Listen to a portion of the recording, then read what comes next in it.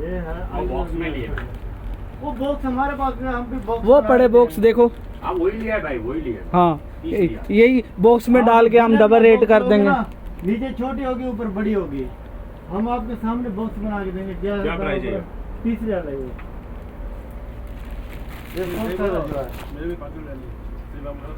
देखो दाना देखो कैसा माशाल्लाह, सारा एक दाना है, बना अंदर हुआ से नहीं खोल के देखना, शक्ल नहीं देखा करते, इसे अंदर से खोल के देखो। है। 10 दाना खोलो, 15 दाना खोलो, इसके अंदर। ये हमारे अपने बाग की है। बाग भी हमने लिए हुए है। ये देखो तस्वीर दिखाते हैं आपको। मबरूम, आपको मबरूम चाहिए एक नंबर, वो भी मिल जाएगी। मेटजॉल मबरूम चॉकलेट खजूर। बताओ तो वो भी बताओ। दिखा दे, देखने में क्या अच्छा दिखाएंगे। पता क्या, कुछ कस्टमर ना हल्की लेते हैं, इसलिए हल्की ही दिखाते हैं हम। अच्छी डरते हैं दिखाते हुए भी ना। हाँ यार ये देखो माल, ये मबरूम है चॉकलेट खजूर।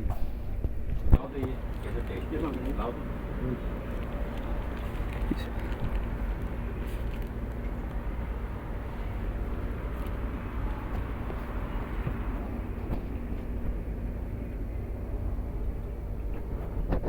देखा आजू-बाजू कोई